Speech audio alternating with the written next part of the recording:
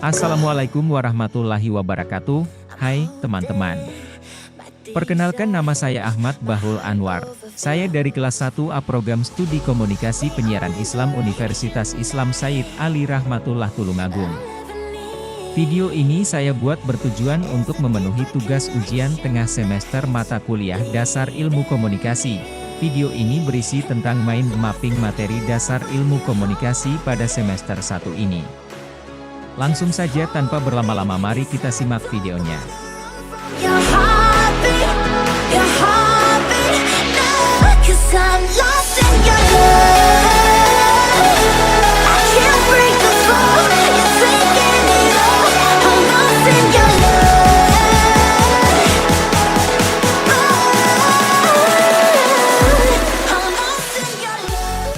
Baik, pertama saya akan menjelaskan apa itu komunikasi. Komunikasi secara bahasa berasal dari bahasa Inggris, communication, dan berasal dari bahasa Latin communitatis yang berarti berbagi atau menjadi milik bersama. Menurut Gia De Vito, komunikasi merupakan suatu tindakan oleh satu orang, atau lebih yang mengirim dan menerima pesan yang terdistorsi oleh gangguan, terjadi dalam suatu konteks tertentu, mempunyai pengaruh tertentu dan ada kesempatan untuk melakukan umpan balik.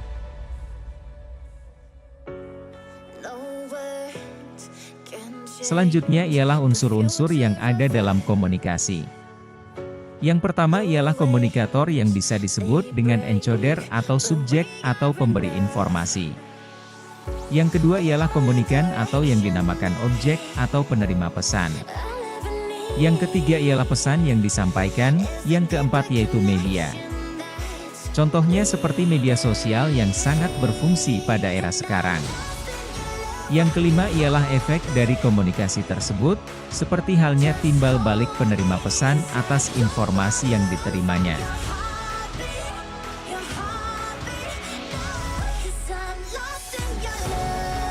Berikut macam-macam komunikasi dilihat dari aspek penyampaiannya. Yang pertama ialah komunikasi verbal. Komunikasi verbal merupakan komunikasi yang bersifat langsung, menggunakan lisan, tidak dibatasi oleh jarak. Lalu yang kedua ada komunikasi nonverbal. Komunikasi nonverbal ialah komunikasi yang bersifat tertulis, seperti naskah atau pamflet. Komunikasi nonverbal juga berupa gestur atau gerakan tubuh seseorang.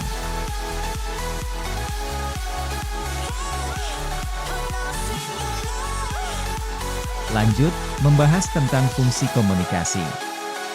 Apa saja fungsi komunikasi? Fungsi komunikasi menurut William E. Gordon ada 4, yaitu yang pertama ialah fungsi sosial.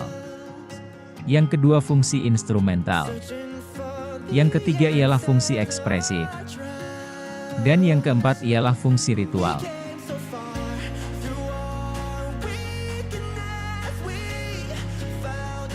Fungsi sosial, ia dilihat dari istilahnya.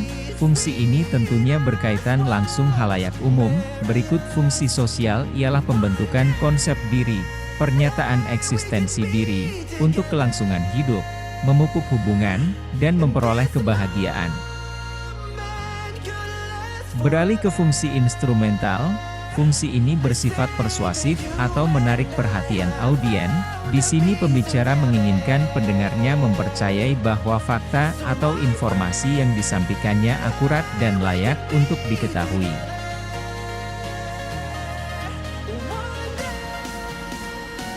Lalu fungsi ekspresif, maksudnya komunikasi menjadi instrumen untuk menyampaikan perasaan-perasaan seseorang. Fungsi ritual. Fungsi ini berkaitan dengan upacara sakral, di mana setiap orang bersama-sama bersekutu dan berkumpul.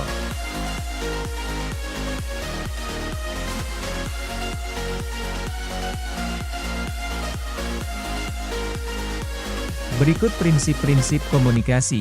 1. Komunikasi adalah proses simbolik. 2. Setiap perilaku mempunyai potensi komunikasi. 3. Komunikasi mempunyai dimensi isi dan dimensi hubungan. 4. Komunikasi berlangsung dalam berbagai kesengajaan. 5. Komunikasi terjadi dalam konteks ruang dan waktu.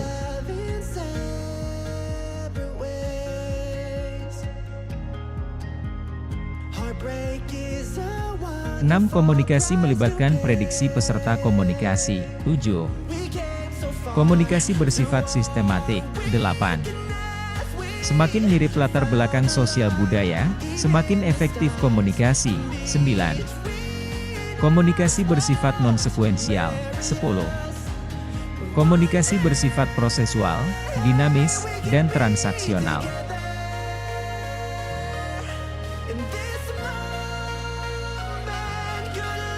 Hambatan komunikasi ialah segala bentuk gangguan yang terjadi di dalam proses penyampaian serta penerimaan pesan antar individu, yang umumnya disebabkan oleh faktor lingkungan, fisik, maupun psikis dari individu yang terlibat. Hambatan komunikasi meliputi persepsi, nilai, emosi, latar belakang, peran, pengetahuan, dan hubungan.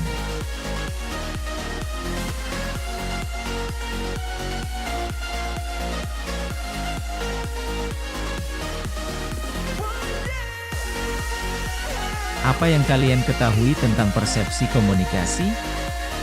Persepsi komunikasi ialah tahapan tiap individu atau kelompok dalam mengenali serta memahami lingkungannya dengan panca indera.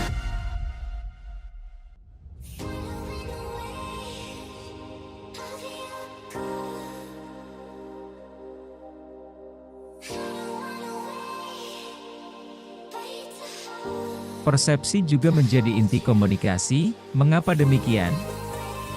Jika persepsi kita tidak akurat, tidak mungkin kita berkomunikasi dengan efektif. Persepsilah yang menentukan kita memilih pesan dan mengabaikan pesan yang lain.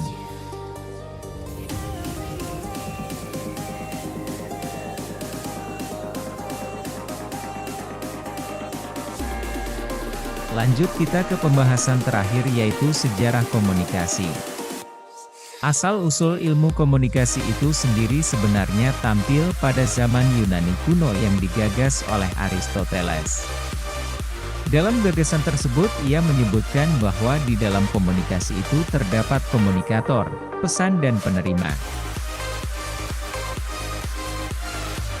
Kesimpulan dari gagasan itu ialah jika komunikator menentukan gagasan atau pesan, kemudian diarahkan pada halayak pilihannya, melalui saluran atau media yang dimilikinya atau dikuasainya, maka akan keluar hasil yang diinginkan. Dalam perkembangan selanjutnya, gagasan itu terus dikembangkan kemudian melahirkan dua bentuk komunikasi yang masing-masing berkembang di benua yang berbeda. Pertama, ilmu publisistik di Jerman. Kedua, ilmu komunikasi massa di Amerika. Perpaduan dari kedua bentuk inilah yang meneteskan ilmu komunikasi yang kita kenal sekarang ini. Perpaduan ini tidak lepas dari upaya-upaya Staffers melalui karya Gabner. Artinya, itu merupakan titik awal tampaknya ilmu komunikasi. Pada perkembangan awal, batasan komunikasi yang dapat kita terapkan adalah percakapan atau penyampaian gagasan antar manusia secara lisan dan bertatap muka, baik berupa pidato maupun diskusi, dengan tujuan mendidik, membangkitkan kepercayaan, dan menggerakkan perasaan orang lain. Komunikasi terus berkembang, tidak hanya menyampaikan gagasan melalui lisan. Pada zaman Kekaisaran Romawi, Julius Caesar membuat papan pengumuman yang dinamakan Acta Diurna. Penyampaian gagasan mengenai apa yang penting bagi masyarakat telah bertambah, dari sekadar lisan menjadi bentuk tulisan. Hal ini terus berkembang setelah ditemukannya kertas, penemuan mesin cetak, dan terbitnya surat kabar pertama. Setelah surat kabar, peradaban manusia juga berkembang dan ditemukanlah radio, film, televisi, dan sejumlah media lain.